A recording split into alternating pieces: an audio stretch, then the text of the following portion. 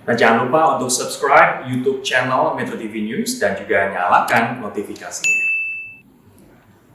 Ya, lalu apa langkah konkret pemerintah Provinsi DKI Jakarta dalam mengendalikan kurva kasus COVID-19 yang makin melonjak? Perlukah kemudian Jakarta menarik rem PSBB transisi yang sedang diberlakukan? Kami akan tanyakan langsung kepada Wakil Gubernur DKI Jakarta Ahmad Riza Patria dan juga ada pakar epidemiologi Tri Yunis Miko Wahyono yang sudah bergabung keduanya dari luar studio. Selamat malam Bapak-Bapak, Mas Riza, Pak Miko. Saya ingin ke Mas Riza terlebih dahulu. Kasus di DKI Jakarta kembali pecah rekor dalam 1-2 pekan terakhir ini terus meningkat kurvanya, Mas Riza. Apa yang bisa dijelaskan? Assalamualaikum. Jadi terkait di DKI, memang ada peningkatan dalam beberapa hari ini, sepekan ini, disebabkan oleh beberapa hal selain penyebab umum yang sering kami sampaikan. Ketika itu kita mengalami PSBB, kemudian masa pelonggaran. Di masa pelonggaran ada potensi orang keluar, orang berinteraksi, kemudian juga orang bertemu, bahkan potensi penyebaran.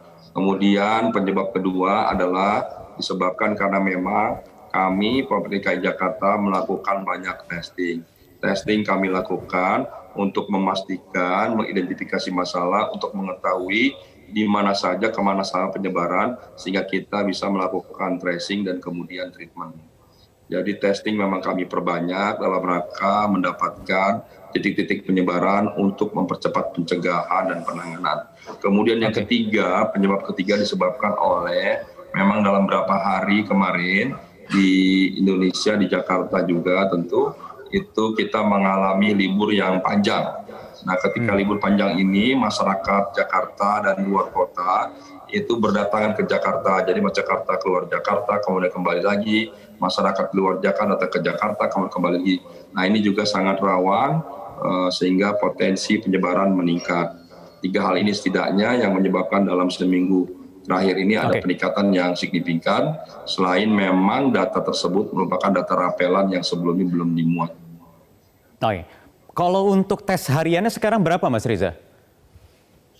Kita ini tes harian kita di DKI Jakarta itu berkisar antara 5.000 sampai dengan 8.000, terus kita akan tingkatkan ke depan sampai 10.000. Nah, tes dalam sepekan kita sudah mencapai hampir 57.000 ya. Jadi persisnya 56.815 testing dalam seminggu. Itu artinya kita 5 kali lebih besar dari yang standar yang diminta oleh WHO. Jadi terkait testing memang kita luar biasa, banyak sekali, dan totalnya sudah 639.640. Kemudian kalau tes PCR spesimennya bahkan lebih banyak lagi, 881.034. Nah, inilah beberapa testing di luar rapid test diagnostik itu 363.062. Jadi Mas Wahyu, kita ini memang banyak melakukan testing untuk mempercepat kita mengidentifikasi masalah sehingga kita melakukan pencegahan dan penanganan. Kemudian Mas Riza, selain testing, kami terus melakukan tracing, juga kemudian treatment. Kita juga dalam rangka menjaga agar tetap hijau, kita terus meningkatkan sarana prasarana, apakah laboratorium, rumah sakit, jumlah tempat tidur. Memang ada peningkatan okupansi daripada ruang ICU sudah mencapai 81% dan tempat tidur sudah mencapai 74%. Untuk itu, Pak Gubernur tadi juga sudah memerintahkan agar segera dipersiapkan tempat-tempat selain Wisma Atlet di Pertambah, kemudian di rumah sakit. Bahkan kita juga mempersiapkan GOR, gelanggang olahraga remaja, sebagai tempat isolasi. Jadi GOR di mana, Mas Riza, yang akan disiapkan, yang sedang disiapkan untuk menjadi rumah sakit darurat atau isolasi? Atau warga yang Jakarta bisa tertampung dengan baik. Ya, Mas Riza, GOR di mana yang sedang disiapkan untuk menjadi tempat isolasi atau rumah sakit darurat? Ya, di Jakarta ini ada di setiap kabupaten punya 1 GOR, di setiap kecamatan punya 1 GOR ya. Jadi kita akan memulai nanti pendekatan pertama, kita akan menambah jumlah tempat tidur bersama dengan pemerintah pusat di Wisma Atlet, kemudian di kementerian-kementerian yang memiliki Badiklat, ruang-ruang yang kosong banyak sekali. Kemudian kami sendiri di internal mempersiapkan tempat seperti di GOR. Jadi kami Pemprov dengan pemerintah pusat sudah berkoordinasi untuk menyiapkan penambahan apabila nanti ada peningkatan di luar yang ada. Jadi yang pasti kita pastikan jumlah tempat tidur dan ICU akan tetap siap. Jadi tidak ada bagi warga yang ada di Jakarta tidak mendapatkan pelayanan yang baik. Semuanya dapat kami layani baik. Perlu diketahui Mas Wahyu, sebetulnya yang kami tangani Jakarta tidak semua warga Jakarta. Jadi warga di sekitar Jakarta juga yang masuk ke Jakarta juga kami siap membantu. Jadi kami tidak membedakan antara warga Jakarta maupun warga di luar Jakarta. Semuanya kami atasi tangani dengan baik. Oke, saya ingin ke Pak Miko. Pak Miko, apa analisis Anda dengan kasus harian di Jakarta yang terus meningkat dalam satu pekan terakhir ini? Ya, jadi semuanya itu dapat dipantau melalui surveillance. Jadi kalau saya amati surveillance DKI Jakarta, puncak pertama tertinggi terjadi pada bulan akhir April dengan positivity rate 14%. Jadi kalau puncak itu terlampaui, maka terjadi wabah lagi di Jakarta. Maka kemudian rem darurat harus ditarik begitu. Oke.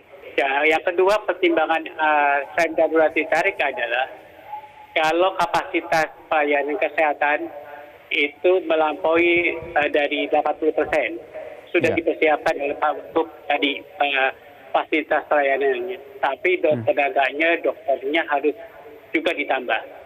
Itu menunjukkan artinya persiapan oleh DKI sudah cukup baik. Oke. Jadi ICU, ya Pak Miko, mohon maaf saya potong. ICU sekarang sudah di 81%, kemudian juga kapasitas ruangan atau tempat tidur sudah di atas 70%. Apakah sudah waktunya sekarang rem darurat itu ditarik? Ya, amat tergantung pada daerahnya masing-masing. Kalau dipersiapkan dengan baik, seharusnya itu dipersiapkan dulu. Dan rem darurat ini bisa ditarik sekarang atau ditarik agak terlambat.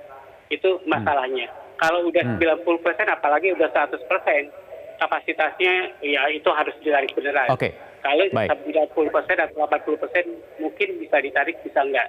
Amat tergantung kelihayan dari sopirnya begitu, kira-kira. Kalau untuk Jakarta, untuk kasus di ibu kota ini bagaimana menurut Anda? Apakah sudah harus langsung ditarik remnya atau masih bisa diberi kelonggaran lagi dengan menambah kapasitas ICU dan juga tempat tidur? Ya, kalau melihat puncaknya itu kan harusnya 14%. Sekarang mendekati 10%. Kalau dia kecenderungannya meningkat, sebaiknya ditarik. Kalau kapasitas yang kesehatan sudah melebihi dari kapasitas itu, dan saya dengar dari wartawan sudah banyak keluhan kapasitasnya sudah terlampaui, sebaiknya ditarik, jangan sampai terlambat. Karena penarikan lebih awal itu lebih baik. Kalau terlambat, jangan sampai terlambat,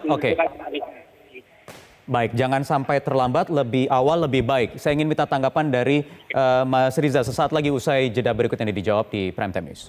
Baik, kita lanjutkan lagi berbincang bersama Wakil Gubernur DKI Jakarta Ahmad Riza Patria dan juga ada epidemiolog Universitas Indonesia Tri Yunis Miko Wahyono. Saya ingin ke Mas Riza. Mas Riza, kalau menurut Pak Miko tadi harus lebih awal lebih baik untuk menarik rem darurat ini terkait PSBB, jangan tancap gas terus begitu. Bagaimana tanggapan Anda?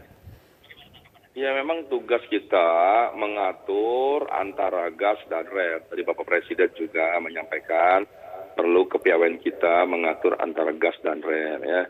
Jadi kami juga ketika dulu di masa PSBB sebelum transisi juga kami mengatur, kemudian secara bertahap, berkala dan berkelanjutan kami mulai buka pelonggaran secara satu demi satu unit kegiatan. Tidak semua unit kegiatan dibuka dan sampai hari ini memang ada beberapa masukan perlunya melakukan emergency brake atau menginjak rem darurat. Tapi bagi kami ini terus kami pelajari, kami cermati, kami teliti dan kami diskusikan. Perlu disampaikan bahwa semua kebijakan yang diambil oleh Pemprov Pak Gubernur itu melibatkan para ahli, para pakar termasuk para epidemiologi, kemudian berkoordinasi dengan pemerintah pusat, dengan gugus pusat, dan instansi terkait. Prinsipnya semua kebijakan yang diambil itu melibatkan semua pihak untuk memastikan bahwa kebijakan yang kami ambil adalah baik dan benar untuk semua. Mudah-mudahan kebijakan apapun yang kami putuskan adalah kebijakan yang terbaik untuk semua. Ya, epidemiolog tadi Pak Miko sudah mengusulkan untuk segera langsung tarik rem daruratnya. Apakah ini akan dilakukan dalam waktu dekat ini? Ya, itu juga menjadi pertimbangan. Epidemiolog kan banyak, semua kita diskusikan. Saya kira kan ada pertimbangan-pertimbangan lain ya. Selain pertimbangan kesehatan, memang Pak Gubernur sejak awal menyampaikan kita mengutamakan keselamatan seluruh warga. Ya. Namun demikian kita juga perlu memperhatikan keseimbangan lainnya. Jadi sekali lagi kebijakan kami terkait rem dan gas memang kami atur sedemikian agar kita bisa mengendalikan ini cukup stabil, dan sejauh ini di Jakarta cukup terkendali. Apa buktinya? Buktinya angka kesembuhan terus meningkat sampai 78,2% dan angka kematian itu menurun sampai 3,0%. Kemudian kasus aktif juga demikian, itu terus menurun 8.569. Itu artinya kalau kita pahami ini cukup terkendali. R0-nya kita masih di 1,09. Sekalipun ada peningkatan positivity rate-nya mencapai 6,3%, tapi tetap bisa kita kendalikan. Nah, apa yang kami ambil, kami terus meningkatkan berbagai kebijakan, meningkatkan sarana prasarana, seperti tadi keberadaan ICU, ruang ICU, tempat tidur, terus akan kami dalam waktu dekat kami akan menambah dari 513 tempat tidur menjadi 650. Ruang isolasinya menjadi 650 dan ICU-nya menjadi 650 dan tempat tidur menjadi 4.800 ini dalam waktu dekat. Jadi insya Allah di Jakarta kita memenuhi sarana prasarana yang baik untuk memastikan pelayanan dapat kita lakukan dengan baik. Oke, saya ingin tanyakan ke Pak Miko, R0 masih di angka kisaran 1%, kasus aktif juga turun di 8 ribuan. Apa tanggapan Anda Pak Miko? Jadi R0 atau arti itu menunjukkan kecepatan penularan. Bukan berarti wabahnya sudah selesai. Kira-kira begitu. Jadi kalau R0 dipakai, maka selanjutnya harus dilakukan baik-baik tentang kurva epidemiologinya atau kurva wabahnya. Puncaknya hampir terlampaui. Akan terjadi puncak lagi. Jadi Jakarta harus hati-hati untuk melakukan penginjakan rem darurat begitu. Sebaiknya lebih awal lebih baik. Kalau jangan sampai kalau itu terlampaui akan menimbulkan kepanikan di masyarakat dan masyarakat itu akan menjadi kacau. Kalau sudah kacau akan menjadi berat. Kira-kira begitu. Mana yang lebih penting? Kurva penambahan kasus harian yang menurun atau kasus aktifnya turun? Jadi kalau kita bicara kurva, bukan harian, harus dilihat mingguan. Jadi yang saya katakan adalah puncak pada April akhir, itu adalah puncak mingguannya. Jadi saya nggak melihat puncak harian. Maka kalau puncak mingguan itu dibandingkan, itu benar-benar setara atau sama begitu. Hanya pada positivity rate. Kalau jumlah kasus tidak akan sama karena kemampuan negara ini berbeda. Pada April 2020, kemampuan swab kita atau lab kita hanya 10.000. Sekarang 20.000 lebih. Maka kalau positivity rate-nya dibandingkan akan setara. Pada waktu itu 14%, sekarang hampir 14%. Jadi sebaiknya pengambilan rem atau penarikan rem darurat itu amat ditentukan oleh pengendali. Oleh karena itu, pengendali bertanggung jawab terhadap penumpangnya atau masyarakat DKI. Jadi bijak-bijaklah menarik rem darurat begitu. Pak Miko, ada tes harian yang juga terus bertambah, 5.000 sampai 8.000-an ini sudah di atas target yang ditentukan oleh WHO. Apa tanggapan Anda? Apakah memang ini hasil dari tes harian yang juga Artinya kalau diakumulasi juga bisa mingguan, tes mingguan yang juga meningkat jumlahnya sehingga kasusnya juga terus bertambah atau bagaimana? Saya tidak melihat jumlah kasus. Saya melihat jumlah positivity rate. Kalau 14% di bulan April akan setara dengan 14% di bulan sekarang. Tapi sekarang kan baru 10%. Ya. Jadi harus dibandingkan dengan presentasinya. Jadi menurut saya kalau hampir 14%, ya secepat mungkin kita kapan mengangkat rem daruratnya. Kira-kira begitu. Baik, jadi Mas Riza, positivity rate memang sekarang di angka kisaran 10%. Kalau ukurannya adalah di April dengan 14%, jadi kapan apakah harus nunggu dulu 12%, 13%, kemudian baru tarik rem darurat atau apa ukurannya?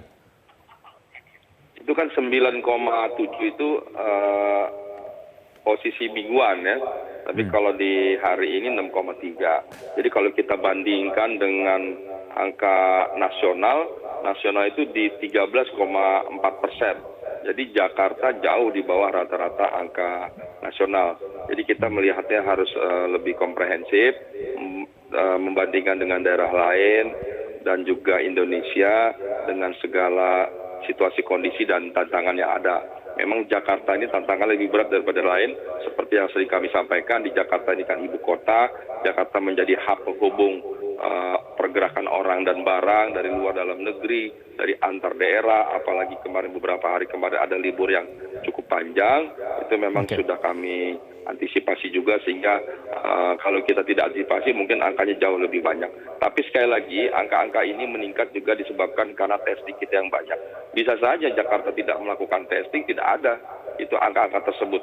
Karena tanpa testing kita tidak bisa mendapatkan angka itu. Jadi kami sekali lagi sengaja DKI Jakarta terus melakukan testing sebanyak mungkin untuk sesegera mungkin dapat mengidentifikasi, mengetahui penyebaran. Sehingga kita lebih mudah untuk melakukan langkah-langkah pencegahan dan penanganan.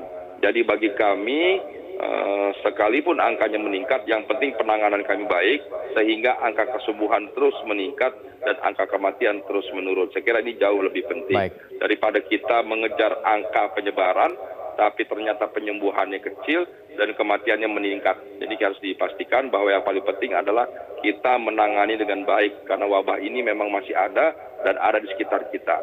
Bahkan mungkin ada di tubuh kita, cuma karena kekebalan tubuh kita yang baik sehingga kita masih sehat.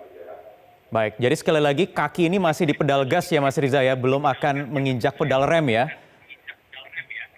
Iya, pokoknya kita atur keseimbangan ini sebaik mungkin untuk keselamatan seluruh warga Jakarta.